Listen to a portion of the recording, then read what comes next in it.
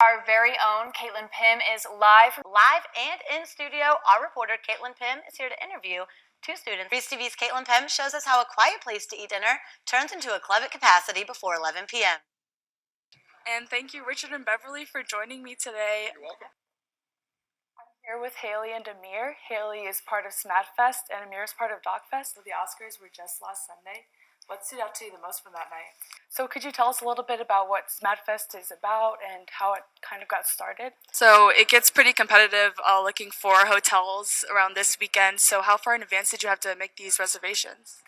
So Janelle Monáe said in her song, "The Oscars are so white, it's time to come alive."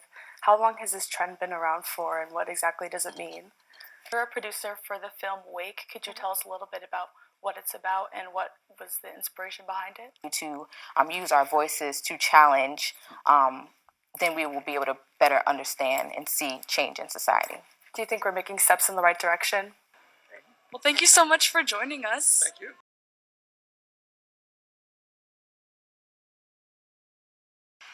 College night on Tuesday means $2 tequila shots, a DJ, and a lively crowd. Jessica Sandoval manages Habana Cafe alongside her brother-in-law. It took off really well. You know, we always have lots of students in here, lots of, not only students, but a lot of people do come on Tuesday nights.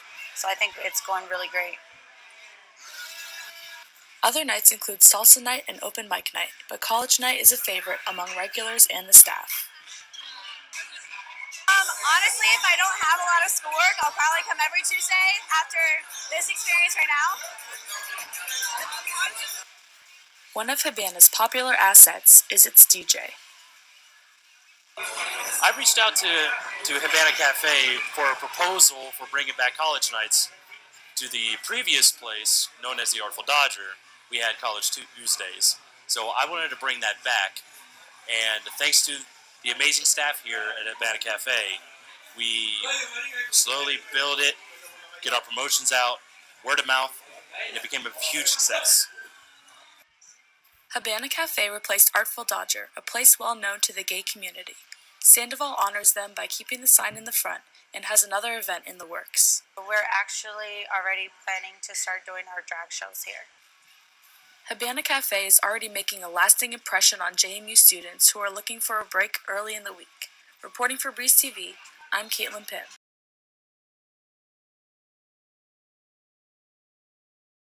East Campus Food Service Director Janet Worley has been working at E-Hall since it opened its doors in 2009 and looks forward to this event every year. So that Christmas was the first year that we created that, and it has just been a blast every year that we do it.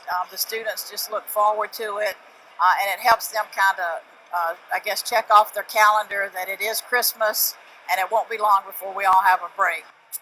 The fifth day of E-Hall is extra special for the staff because it's the Chef Showcase Dinner, where the cooks create dishes based on their heritage. Tatiana Cervantes is new to E-Hall, but is already making a lasting impression with her desserts. I am half Ukrainian, half Mexican. So I did a Ukrainian waffle cake. It's a family recipe. It's something that we've totally treasured, and everyone I know who's had it loved it. So I wanted to bring something new for the JMU students and staff to try. I also made a dulce de leche cheesecake, so that is to show up my Mexican side. Salah Omar spent 8 hours on Thursday creating his traditional Kurdish dish called dolma.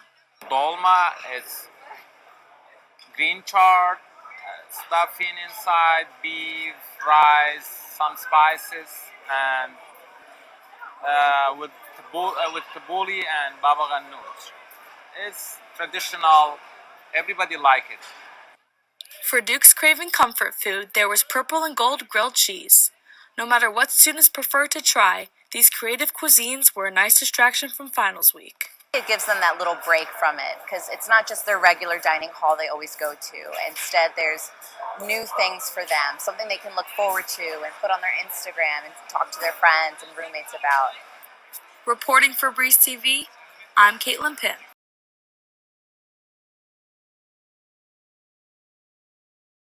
The celebration for Martin Luther King Jr. Day was kicked off with a song from the JMU Gospel Choir, followed by a performance of Man in the Mirror and a spoken word.